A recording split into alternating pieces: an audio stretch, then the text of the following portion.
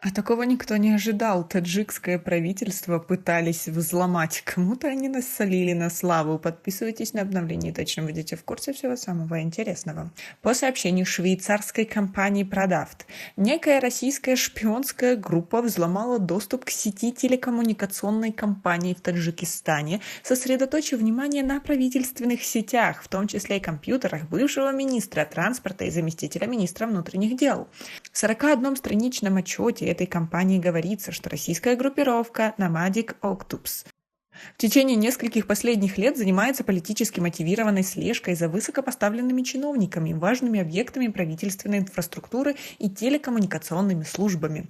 В докладе, опубликованном 27 апреля на сайте компании Продавт, говорится, что начиная с 2020 года малоизвестная кибершпионская группировка получила доступ к сети телекоммуникационной компании в Таджикистане, сосредоточив внимание на правительстве, руководителях и ОТ-устройствах с общеизвестными уязвимостями.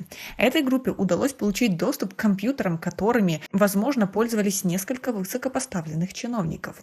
В списке, опубликованном в докладе, приводятся имена Худайора Худайрзада, бывшего министра транспорта, Саинднахша Рахманзада, заместителя министра внутренних дел, Абдулазиза Шарифи, заведующего отделом аппарата президента, Амирхона Курбанзада, ныне первого заместителя мэра города Душанбе, и Бабишо Халзада, бывшего начальника управления сельского хозяйства и охраны окружающей среды аппарата президента, а ныне главы Файзабадского района. Киберпреступники использовали вредоносное ПО для Windows, получившее название Octopus. Это программное обеспечение маскируется под альтернативную версию мессенджера Telegram и представляет собой инструмент на основе Delphi, который позволяет злоумышленнику шпионить за жертвами, эксфильтровать конфиденциальные данные, получать доступ к системам с помощью C2 сервера. В ходе атаки также был использован вариант Octopus, который может делать снимки экрана удаленно, запускать команды, а также выгружать файлы с зараженного хоста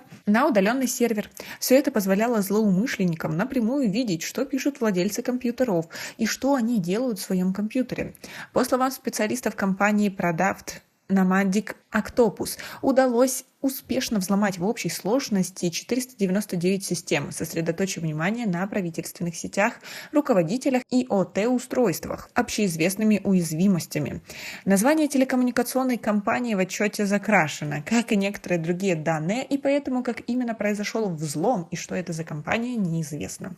Группа Dust Squad, к которой, возможно, относятся хакеры из Nomadic Octopus, действует с 2014 года и занимается слежкой в основном за отдельными лицами или дипломатами в Центральной Азии, Афганистане и особенно в странах бывшего СССР.